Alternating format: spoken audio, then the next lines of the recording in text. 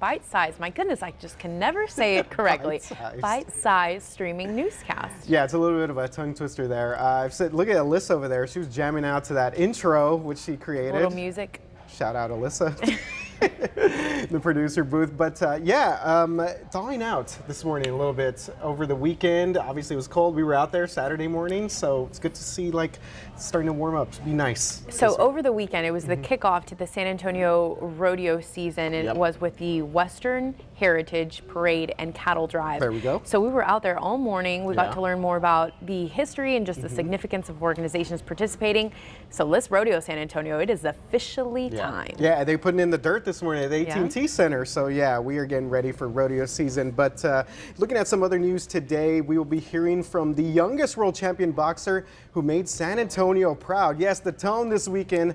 And later we'll be joined by the first Latino president of Our Lady of the Lake University. I know you're very happy about that. Absolutely. Yes. Alum from Our Lady of the Lake University. So very excited for that. Plus why the Super Bowl halftime show is already making history. And of course how Spotify is reacting to more Joe Rogan backlash. Yeah, but first, a very interesting sort of back and forth there.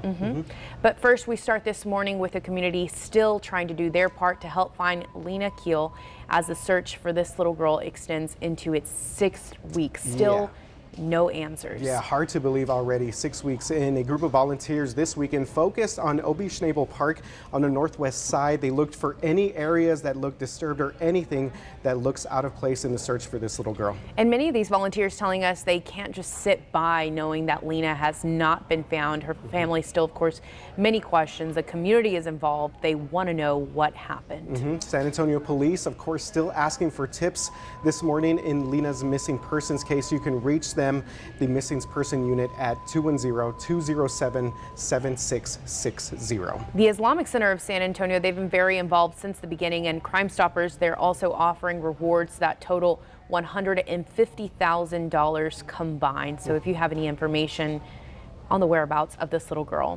Yeah, we were with those volunteers yesterday in the afternoon as they were searching, and again, just looking for any clues, like you mentioned earlier. Just nothing has seemed to pop up. We got a little bit of a development a few weeks ago when police said that they were searching that nearby sort of water creek area, but since then it feels like things have just have gotten no answers. Yeah, and the parents, you can imagine, desperate to know more of what happened to the little girl. But now to the latest on the Joe Rogan controversy and Spotify. Man, this is just getting bigger and bigger as the days go by. So the chief executive of Spotify sent a memo to staff last night saying he was not taking Rogan off the platform, and silencing him is not the answer at the moment. But several of his old episodes have been pulled from Spotify. To add to that turmoil, Rogan spoke out again after a video surfaced of him frequently using racial slurs in different podcast episodes. And let me tell you, it's so many clips that they compiled. Rogan took to Instagram and he admitted his mistakes. He did say the clips in great part were out of context, but he did add, and we're paraphrasing here, that whenever you're in a situation where you have to say, I'm not racist, you messed up. And he says that he clearly has. Yeah, I think there were like 20 different clips. So this was a video that surfaced on social media, right? It's sort of like 20 different clips with him using racial slurs. So Spotify, of course, is under major pressure this morning to pull Rogan from the platform due to his views, of course, on the COVID-19 front, and other artists that have been pulling their content from Spotify because they said that Rogan and his guest were spreading misinformation about the pandemic. So just the COVID thing, and then over the weekend we had this. And it kind of surprises me when someone is put, you know, a celebrity like Joe Rogan is put under the spotlight there,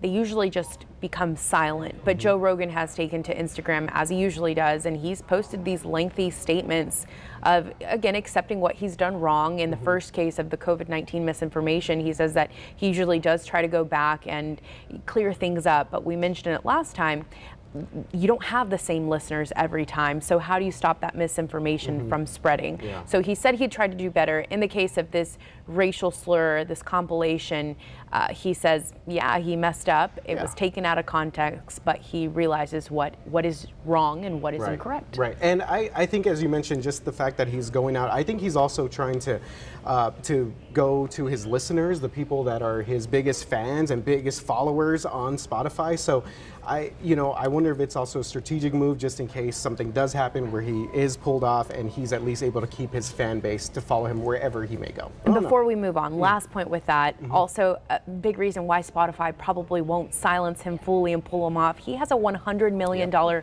exclusive contract with Spotify. You can only listen to the Joe Rogan Experience on Spotify. So a lot there. We'll probably be keeping up with this, but this Sunday. Yeah, this Sunday, Super Bowl Sunday, and I know Alicia is very excited about this big Bengals-Rams showdown. He's being sarcastic because I've mentioned negative things about the uniforms of the Bengals.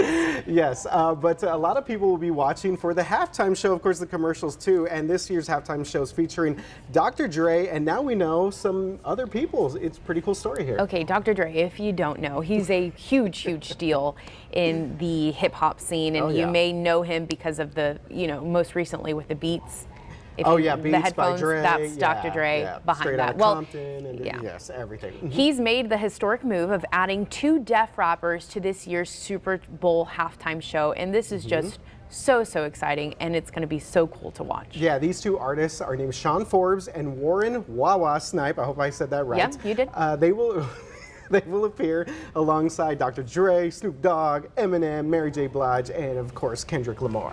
I think I'm most excited to see Eminem with Dr. Dre again, right? Like the good old days. Yeah. But Wawa, I actually follow him on Instagram, and it's so awesome because, of course, an advocate for sign language, and he teaches. He'll share great information on how we as hearing can be inclusive and learn more and be aware of that situation. Well, it's the first time sign language interpreters will be included in the halftime show in more than 50-year history of Super Bowl. Yeah, that's hard to believe. I can't, even if this is the first year we're obviously getting the performers, but that they haven't had an ASL interpreter there. But Forbes, who I was watching some of his YouTube videos earlier, he was like, I guess he plays with a device or he raps with a hearing device, right? Hearing. Like an aid, yeah.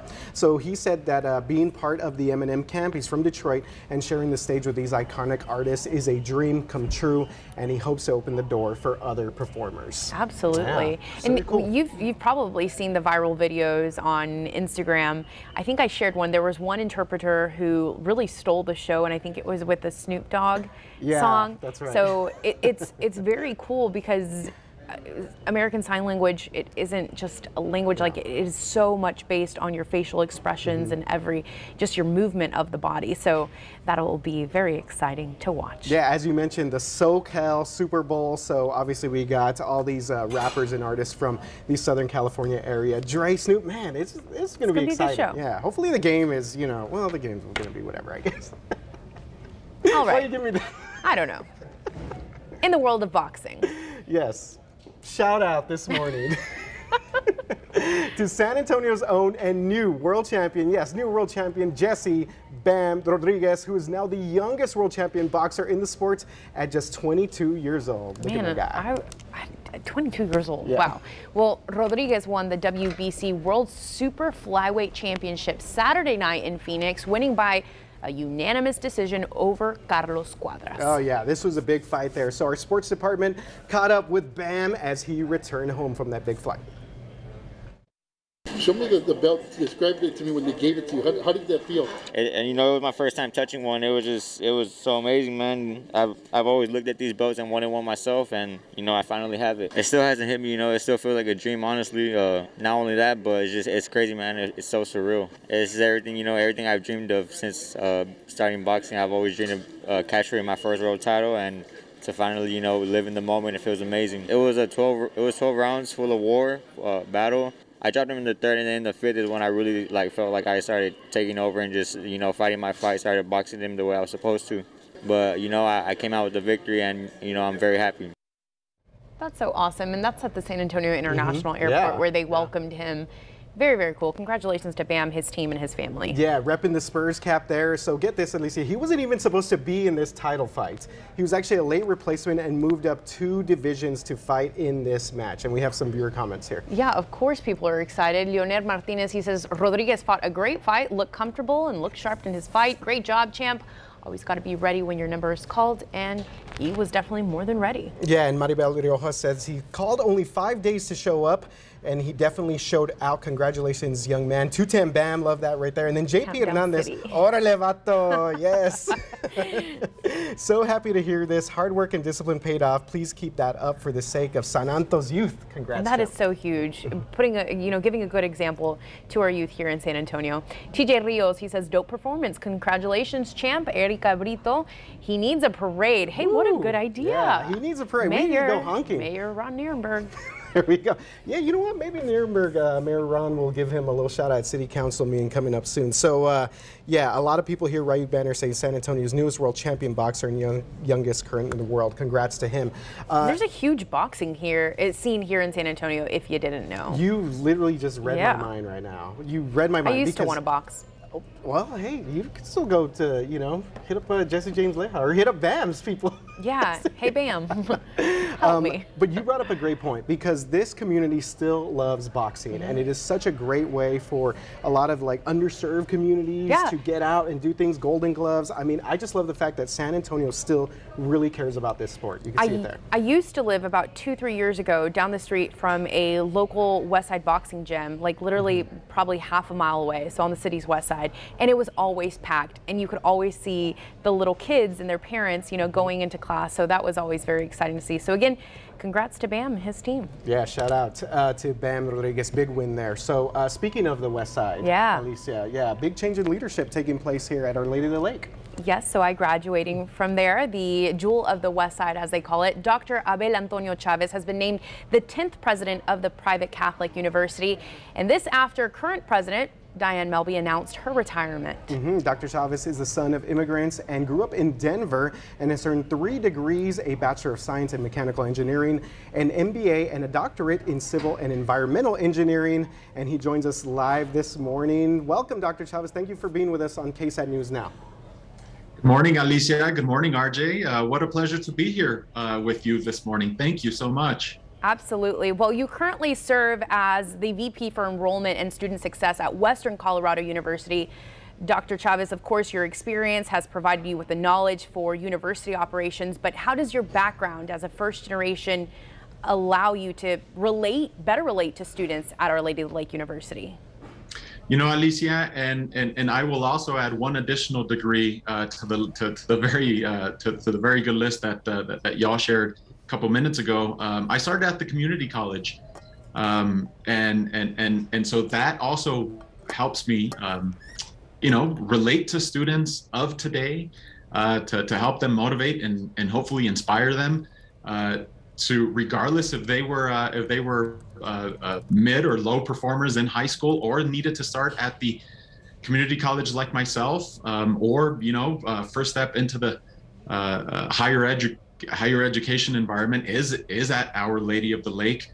There is a pathway to success, and I look forward to sharing and inspiring students from the West Side and beyond to find that path to do some phenomenal things for our world.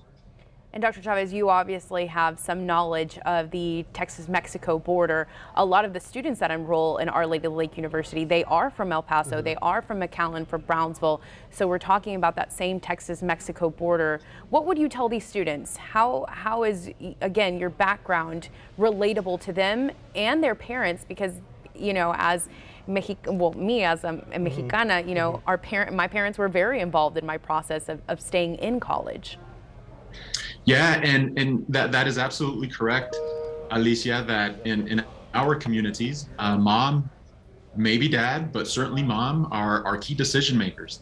And we have to continue to engage moms, dads, and grandparents in that decision-making process while also being human and showing folks that while Dr. Chavez is the president of Our Lady of the Lake, he is just like you, right? And he's sat and he's been in the same shoes that you are. But we have to continue to work and chip away at the various challenges and opportunities that come our way. And I know that together, because we have excellent, as you know, Alicia, we have excellent faculty on campus, incredible staff.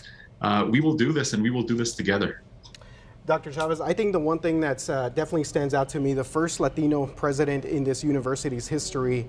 What does that mean to you, being that San Antonio is a majority Hispanic Latino population? So what does that mean to be able to come in and step in and take care of that? RJ, that is incredibly humbling. I was not aware of that until recently. But as soon as I became aware of that, it's my obligation, it's my responsibility to continue to fulfill the mission and the vision of Our Lady of the Lake University, of the parents and the families that we're here to serve, the communities that we're here to serve. And this is the next chapter in my trajectory, to be the first in something. And in this, I will take on, just like I've done, being the first in my family to attend a university, first in my family to earn a doctorate, first in my family to live abroad, with the same sense of obligation and responsibility that I've taken those other firsts. I will take the first, the same obligation and responsibility to be the first Latino president of Our Lady of the Lake. I look forward to it. And you actually were able to visit the campus. We saw some pictures with you and the students. What are your thoughts of the Jewel of the West Side? Oh, phenomenal. I absolutely love the campus. I love the people. I love the community. And in fact, you know, Alicia, as we were driving in a couple of weeks ago, my wife and I, we were reflecting on how the West Side is very much like the same neighborhood that she and I grew up in.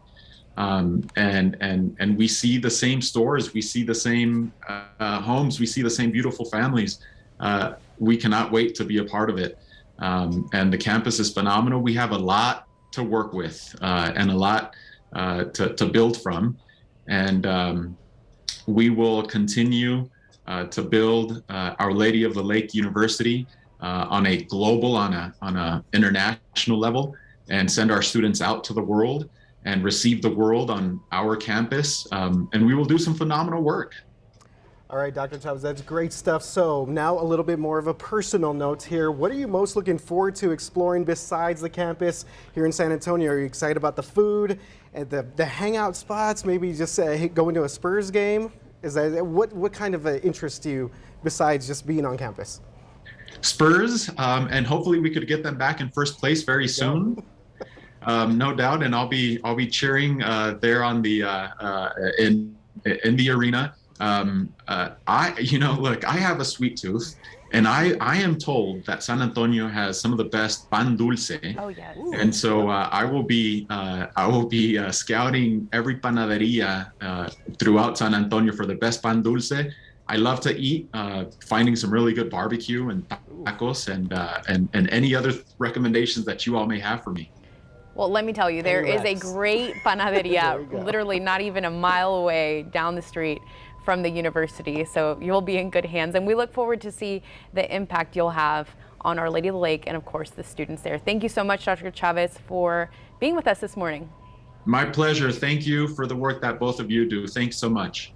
Thank you, sir. Thank you, Dr. Chavez. Well, very cool. What an exciting time to be at Our Lady of the Lake University. And he's right, they have some great teachers. I mean, I'm biased, but I wouldn't be here if it weren't for Our Lady of the Lake University. That's absolutely true. Just needs to hit you up and find out some of the good hot food spots there. Yeah, the taco spot. That's what I need to tell him. A lot of different locations. All right. Well, we're getting a rest from last week's weather. Yes. Man. You guys got a preview of me already. Yeah.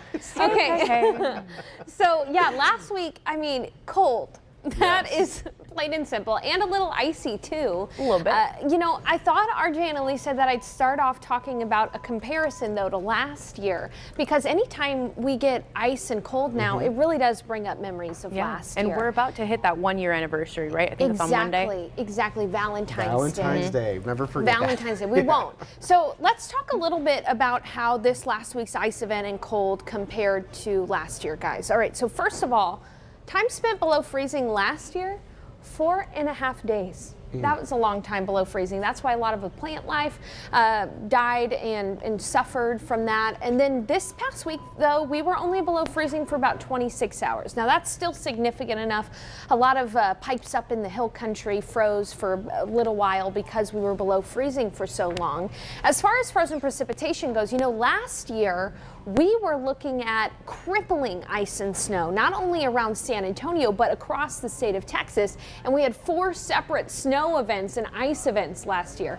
This past week, we did have light ice accumulation, especially in the northern part of Bexar County of up to about 1/4 of an inch. That also caused some localized power outages in some spots because the ice was on the trees and then those trees interfered with the power lines. And of course, up in Kerrville, you know, we had a lot of ice, but really just a light ice accumulation around San Antonio. And then let's compare the cold. So last year we got down to 9 degrees with a wind chill of 8 below. This past week we were cold. We got down to 21 degrees with a wind chill of 10.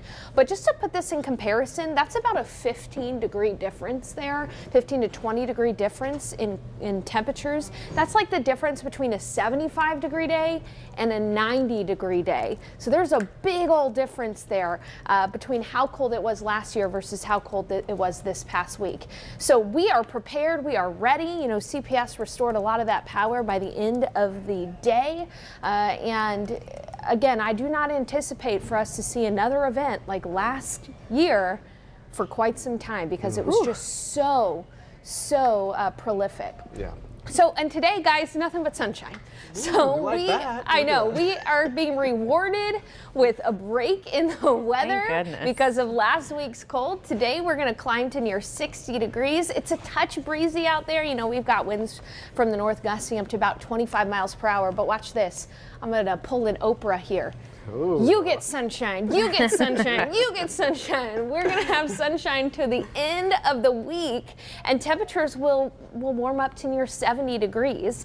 By the way, it will still be cold in the morning. You know, you'll need the jacket, you'll need to dress in layers. You may even see some frost on the ground every now and then because of how cold it's gonna be in the mornings, but afternoons are going to be super pleasant.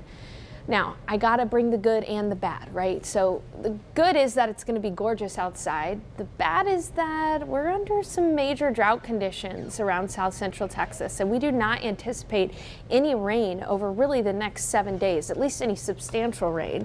And you can see that moderate drought and even some severe drought, that's this orange color here, started to work its way into Bexar County. We did get a good amount of rain before the ice arrived on Wednesday night, so we'll see how that affects the drought locally around San Antonio. But for our friends out to the west, it's pretty bad around Texas when it comes to rain. But again, at least we have the beautiful weather. We can all take a collective sigh with me, RJ, and get those sunshades and enjoy some time outdoors, especially in the afternoons when it feels nice. So how do you feel about my Oprah moment? You get sunshine. Oh, I love it. It worked. You know who I think? Who I think needs more sunshine? The Dallas area. I was over there Saturday evening, and then of course yesterday, and a lot of parts of the highway, and even in front of my parents' home, there was still ice, like huge chunks of ice. So they're still dealing with some of those effects on the roadways. Thawing out a little bit, especially. Hopefully those people, everyone up there is safe, because that when the winter weather and the ice hits up in North Texas and that whole like Waco up north that way, it definitely gets there. I mean, we saw it here, right, with like the outages, but again, most of that has been repaired. But thank you so much again for tuning in on your Monday morning here on KSAT News Now. We're podcasting, we're on YouTube Live, Facebook Live. Now I sound like Oprah, right? You get a podcast. YouTube, Facebooking. Make sure to download, subscribe, and rate our podcast, which is basically the audio version of this. So we're coming to you streaming through KSAT.com, the KSAT TV app, and you can like us and find us any way that you subscribe to your pods. Did you want to? So there's some people responding here. Real quick, Alicia. Let's see. So someone said, Panifico is the best pan dulce spot, hands down. This is Lucky Louis Gonzalez. So this is exactly who I was referring to, because it is on 24th Street. Panifico is not far. They have great pan dulce. My parents love it, and they're biased because born and raised in Mexico, but they say that it's some of the best here in San Antonio. Yeah, very cool. All right, so yeah, keep those recommendations coming again for the new president of Our Lady of the Lake, because yeah, we got some good food here. So he's got a lot of work to do on campus and food-wise. And remember, day one of the rodeo this Thursday. Ooh, ready to go. Let's rodeo, San Antonio. We'll see you tomorrow right here at 11 a.m.